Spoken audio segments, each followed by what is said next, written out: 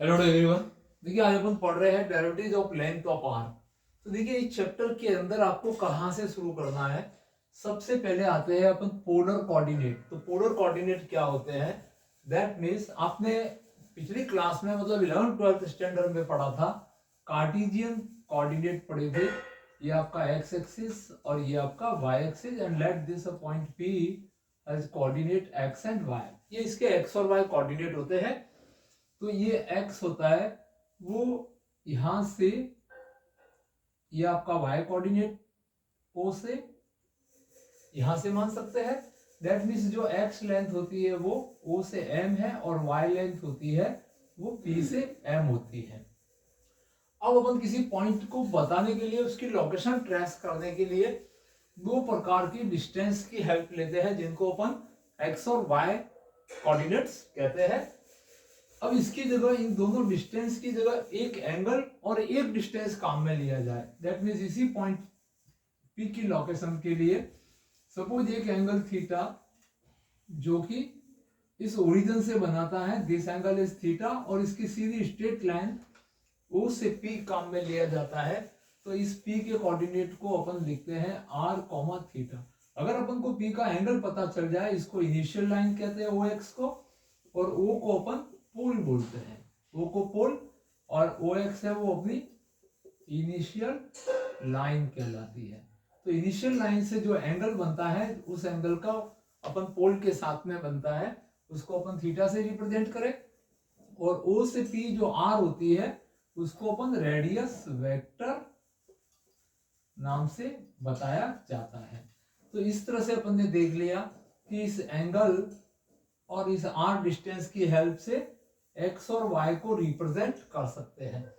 तो यहां से अगर अपन साइन थीटा देखेंगे तो अपने पास में वैल्यू आ जाता है sine of theta is equal to, इस थीटा के ऑपोजिट साइड y अपॉन पर हाइपोटेन्यूस इज r, और इसको क्रॉस मल्टीप्लाई करते हैं तो y is equal to r sine theta.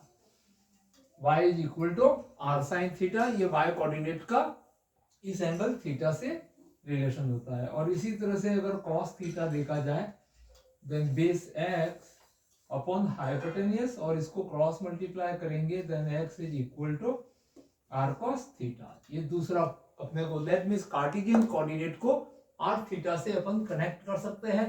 अगर इन दोनों इक्वेशन को स्क्वायर करके ऐड कर दिया जाए तो r square is x square plus y square, और डिवाइड कर दिया जाए तो tan theta is y upon x। That means r और एक्स वाई दोनों अटैच हो जाते हैं और थीटा भी वाई एक्स, कार्टेशियन और पोलर के बीच की एक रिलेशनशिप अपन प्राप्त करते हैं। तो ये सबसे पहले तो आपको क्लियर हो गया कि पोलर कोऑर्डिनेट्स क्या होते हैं।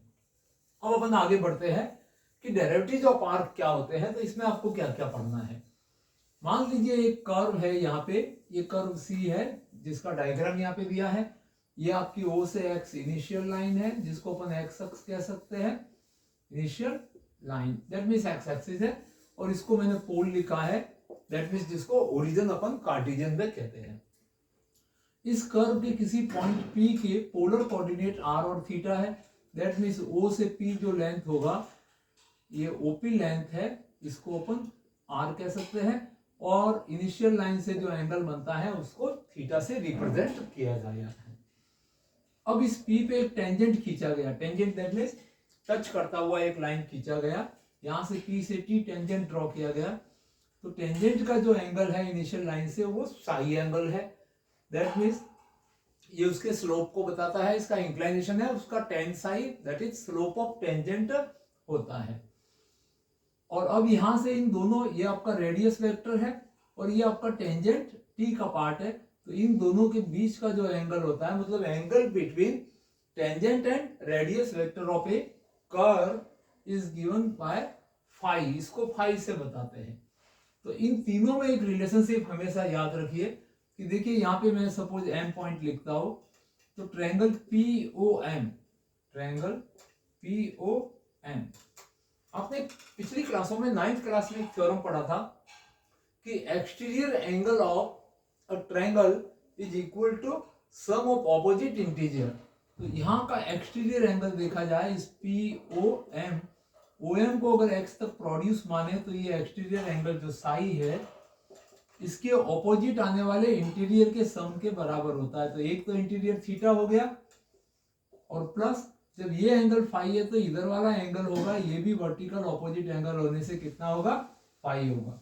दैट मीन्स जो टेंजेंट के द्वारा बना हुआ एंगल है उसका पोल से बना हुआ एंगल थीटा और इनके बीच रेडियस वेक्टर से बने एंगल को अपन फाई से रिप्रेजेंट करें तो angle between tangent and radius vector is given by sine minus theta होता है। इसको हमेशा आपको याद रखना है। तो ये फर्स्ट फॉर्मेशन थी आपके लिए। अब यहाँ पे कुछ और भी इंपॉर्टेंट फॉर्मूले हैं, उनको आपको ध्यान में रखना है। तो देखिए यहाँ पे प्रेजेंटेशन लिखा हुआ है, this one tangent at the curve point r theta, OP is radius vector, theta is angle by radius vector with initial line और O is pole and psi is angle of tangent at the x-axis and phi is angle between radius vector and tangent। और इस phi को हमेशा ध्यान रखिए, अगर आपका कोई फंक्शन r और थीटा में रिप्रेजेंट हो रहा है, दैट मीन्स किसी कर्व की इक्वेशन जो है r थीटा फॉर्म में है, तो उस समय tan of phi that means उस कर्व का इनिशियल लाइन से बना एंगल, तो अपन इसको tan फाई में मेजर करते हैं। जो अपने रेडियस वेक्टर और टेंजेंट के बीच का एंगल है वो r into D theta upon d are होता है। इसको हमेशा आपको याद रखना है, कभी ना भूलना है। तो tan phi is equal to r d theta upon d r and where phi is a angle between radius vector and tangent, ये ध्यान रखना है। अब अगर दो डिफरेंट कर्व हुए तो उनको जो कर्व के जो रेडियस वेक्टर और टेंजेंट के बीच के एंगल होते हैं उनको tan phi से ही रिप्रेजेंट किया जाता है। तो अगर आपके पास में दो अलग अलग कर्व हैं,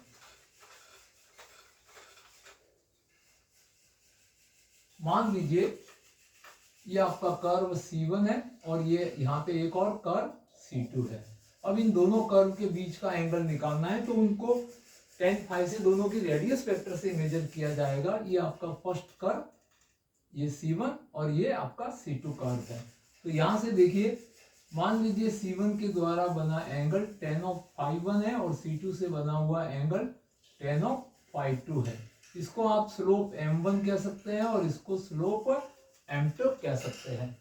तो tan ऑफ थीटा का एक आपने फॉर्मूला पढ़ा था और मान लीजिए इनके बीच का, दोनों कर्व के बीच का जो एंगल है उसको अपन phi से रिप्रेजेंट करें, then tan of phi is equal to tan phi 1 minus tan of phi 2 divided by 1 plus tan phi 1 into tan of phi 2। जैसे आप स्ट्रेट लाइन में स्लोप से रिप्रेजेंट करते थे वैसे का वैसे यहाँ पे phi 1 और phi 2 से रिप्रेजेंट किया गया है। अब यहाँ पे हम कुछ कंडीशन लेते हैं कि अगर दोनों कर्व पैरेलल कर्व होंगे, कैसे होंगे, पैरेलल कर्व होने के लिए तो दोनों के बीच का angle phi is equal to 0, that means tan of phi 0 और यहाँ पे 0 रखेंगे तो ये क्रॉस मल्टीप्लाई में 0 हो जाएगा, that means tan of phi 1 is equal to tan of phi 2। ये दो कर्व के पैरेलल होने की कंडीशन है। और केस 2, अगर आपका वो दोनों परपेंडिकुलर होंगे, दैट मीन्स परपेंडिकुलर फॉर्म में होंगे, तो क्या होगा कि phi is equal to 90, then tan of phi tan 90 equal to infinite. और जब ये इनफाइनाइट पार्ट होगा तो ये डिनोमिनेटर कितना होना चाहिए, 0। तो implies that 1 plus tan of phi 1 into tan of phi 2 is equal to 0 and implies that tan phi 1 and tan of phi 2 is equal to -1। ये अपन ने परपेंडिकुलर होने की शर्त निकाल दी और ये पैरेलल होने की कंडीशन डिफाइंड कर ली। और दोनों के बीच में कोई एंगल बन रहा है तो इस फॉर्मूले से आपको उनके बीच का एंगल पता लग सकता है। तो देखिए, इस वीडियो में आपको प्रमुख जो जहां से स्टार्ट करना है इस चैप्टर को, वहां का बेसिक्स आपको बताया गया है। और इसका नेक्स्ट पार्ट जानने समझने के लिए सब्सक्राइब करिए और अपने मित्रों में शेयर करिए। Thank you watching this video.